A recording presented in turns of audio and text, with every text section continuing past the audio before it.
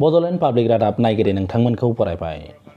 आफां आसामनि माखासे जिल्ला आरो सा बंग'नि माखासे जिल्लाखौ लानानै कचबिहार इउनियन टेरिटरि रायजो दानो दाबि दैखांनाया आफां आसामाव दोलो गौथुम आरो आफादफोरनि गेजेराव दान्थे बिदान्थे जानायखौ नुनो मोन्दों।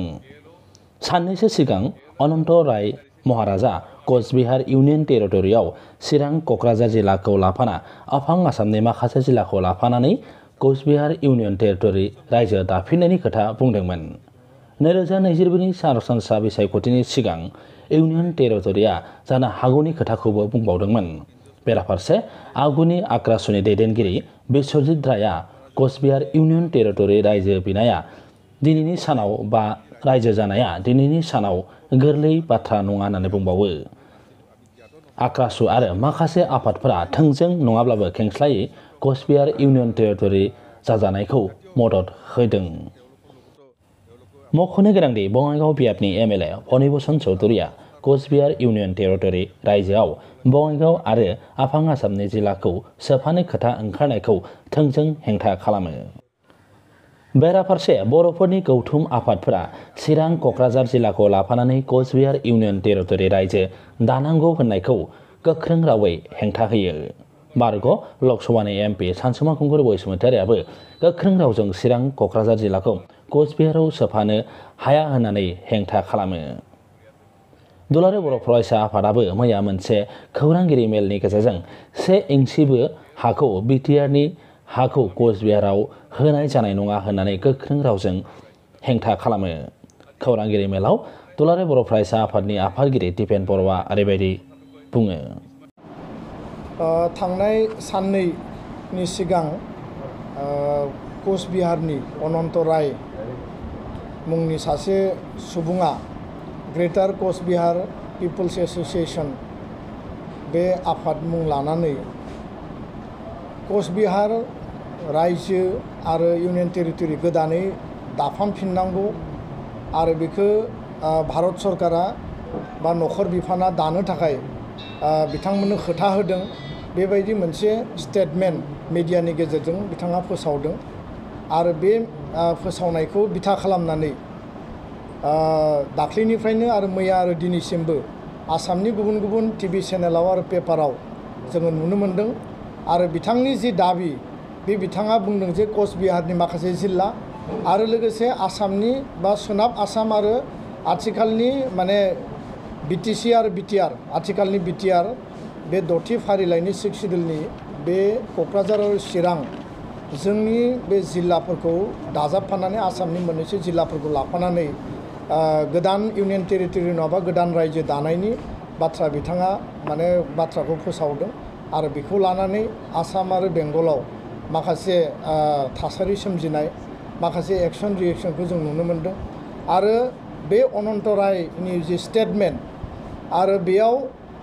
क'क्राझार आरो चिरां बिटिआरनि 6 सिडिउल काउन्सिलनि मोननै जिल्लाखौ दाजाबनानै कचबिहार दानायनि जि माने बाथ्रा बेखौ दिनैनि प्रेस माने मिटनि गेजेरजों दुलाराय बर' फरायसा आफादा जोङो स्ट्रंलि जों बेखौ अपोज खालामो आरो बेखौ जोङो सोंखारिदों। बे जि बाथ्रा बे माने मोनसे इमप्रेक्टिकेल आरो जुक्ति गैयै इलजिकेल आरो बेखौ लानानै दिनैनि मिडियानि गेजेरजों भारत सरकार आरो आसाम सरकारखौ जों खावलायो जे बे बाथ्रानि सायाव भारत सरकार आसाम सरकारा जोंनो क्लियार खालामनानै होनांगौ आरो CGPAनि जाय गावखौनो मुरब्बी होननानै बुंदों सेल्फ स्टाइल अनन्त राय बिथाङा जाहाथे उनाव बड'लेण्डनि बे चिरां आरो क'क्राझार बा जिखिजायानो जाया मानो खुनु कारनाव जाहाथे मुं लाफिना आरो बेखौ जोङो मालाबाबो माने सहसै लायाखै आरो बाथ्राया जाहैबाय जे 1 सेन्टिमिटार हा जोंनि जायगानिफ्राय जोङो गुबुननो हगारनायाव गैया आरो खुनु कारनाव 35 बोसोर 35 बोसोर आलादा रायजो बड'लेण्डनि दाबिनायनि गेजेरजों सोमावसारनायनि गेजेरजों रायजो राजानि आन्दलननि गेजेरजों मुंख्लं जोंनि गेजेराव 5000 जालांबाय। एबसुनि आन्दलन BLTनि आन्दलन NDFBनि आन्दलन हाथियार लानानै सोमावसारनाय जालांबाय आरो दिनै मोनसे गोजोन गोरोबथा जानायनि उनाव जोंनि ओनसोला दिनै सान्ति परिबेश फैबाय आरो जोङो सुक्ति बायदियै बिटिआर गोरोबथायाव जिखिनि दफा मोनदों बे दफाखौ मावफुंनायनि थाखाय हाबाफारिया सोलिगासिनो दङ आरो बे मोन्थायखौ लानानै थांना थानायनि जों सिमां नुदों आरो जौगानायनि सिमां नुदों। गोजोन आरो जोंनि अधिकारनि बाथ्रा आरो जौगानायनि बाथ्रा बेयाव माने नांजाबफानानै दङ। दा बेबायदि समाव अनन्त राय बिथाङा जि बाथ्राफोरखौ बुंनानै जोंनि गेजेराव मोनसे दावराव दावसि, जोंनि गेजेराव मोनसे असान्थि, जोंनि गेजेराव मोनसे संघात कनफ्लिक्ट लाबोनो नागिरदों, बिनि गुबै दायनिगिरिया अनन्त राय बिथाङानो। बिथाङा कचबिहारखौ लानानै मा सिन्था खालामदों, भारत सरकारजों मा बुजाबुजि जादों, भारत सरकारजोंनियाव मा दाबिदों आरो सरकारा प्रेक्टिकेलि बिथांनो मा बाथ्रा बुंदों जोङो दाबो सरकारनि बा हम डिपार्टमेन्टनि भारत सरकारनि स्टेटमेन्ट जों नुवाखै। बे बिथांनि दाबिखौसो बिथाङा बुंदों, खिन्थु बे दाबियावनो बिथाङा चिरां आरो क'क्राझार 6 सिडुल जि जोंनि माने फान्डामेन्टेल जोंनि कनस्टिटिउसनेलनि जि राइट्स जों जेराव माने बेखौ एन्जय खालामनानै दङ आरो पलिटिकेलि जोङो गावखौनो माने ट्राइबेल हिसाबै सास्टेन खालामनायनि जि मोनसे जोङो दिनै माने मोन्थायखौ जों मोनबाय थादों आरो बेयाव गुबुन गुबुन हारि माहारियाबो दिनै जोंजोंनो ज'है खौसे थांनानै दङ। बे जायगाखौ दिनै बिथाङा दाबि खालामनाया बे भेरि माच आनफर्चुनेट आरो बियो खुनु कारनाव जोंनि थाखाय गनायथाव नङा आरो बिनि थाखाय जिकुनु पर्यायसिम जोङो माने हाबा मावनो थाखाय जोङो रेडि। दा बेखायनो बर' माहारिया गोलाव सम आन्दलन खालामबाय। 35 बोसोरनि आन्दलननि गेजेरावनो जों नुबाय 2000 सनाव छत्तीसगढ़, झारखन्ड, उत्तराखन्ड दादों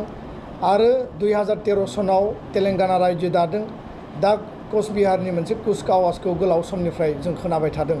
दाबि खालामदों, आन्दलन खालामदों। सरकारा मा डिसिसन लागोन, मा पलिसि दङ जों मिथिया, खिन्थु जोङो बे बाथ्राखौ जों गोरलैयै लायाखै, सहसै लायाखै आरो बेखायनो जोङो स्पष्टयै बुंदों जे कचबिहाराव जोंनि जिल्लाखौ जुदि दाजाबना हरनायनि जुदि सरकारनियाव बेबायदि एजेन्डा दंमारोब्ला जों बेखौ मालाबाबो जोङो गनायनाय नङा आरो जोङो बे बिथिङाव जोङो स्पष्टयै भारत सरकारखौ जोङो बुंनो नागिरो आरो आसाम सरकारखौबो बुंगोन जे कचबिहाराव दाजाबनायनिख्रुइ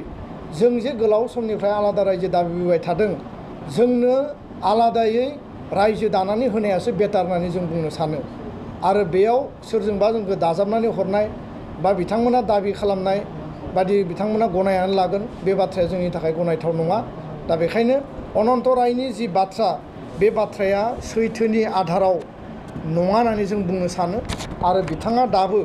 माने खुनु बेबायदि प्रुफ, बेबायदि मोनसे भेलिड माने मोनसे तथ्य होनो हायाखै। भारत सरकारा जे बिथांमोननो कमिटमेन्ट होदों आरो 2026नि सिगां बिथांमोना माने इउनियन टेरिटरि जागोन, बेबायदि भेलिड खुनु माने तथ्य जोंनो होनो हायाखै आरो बिथांमोना दाबि माने दाबिनि उनाव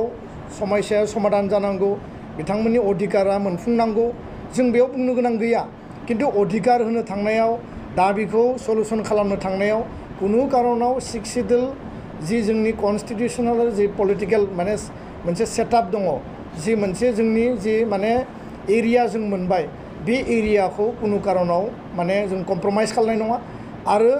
जिकुनु बिनिमयाव बेखौ होबथानाय जागोन, जिकुनु बिनिमयाव बिनि थाखाय प्रतिबाद जागोन, जिकुनु बिनिमयाव भारत सरकार, आसाम सरकारा बिनि थाखाय भुगिनांगोन। दा बे बाथ्राखौ जों स्पष्टयै बुंबाय। जोङो दुलाराय बर' फरायसा आफादनिफ्राय दिनैनि मिडियानि गेजेरजों जों स्पष्टयै बुंदों जे भारत सरकार, आसाम सरकार ज' लोगो नांनानै बिटिआर सुक्तिनि जि दफा, आद्रा थानाय जि दफा, बेखौ 100% मावफुंनायनि थाखाय खामानि मावनांगौ आरो बेबायदि अबास्तब आरो बेबायदि जुक्ति गैयै खोथाफोरखौ सोरबाया बुंलाबायनानै जोंनि गेजेराव असान्थि लाबोनाय, जोंनि गेजेराव संघात लाबोनाय खोथाफोरखौ जों मालाबाबो गोसो होनाङा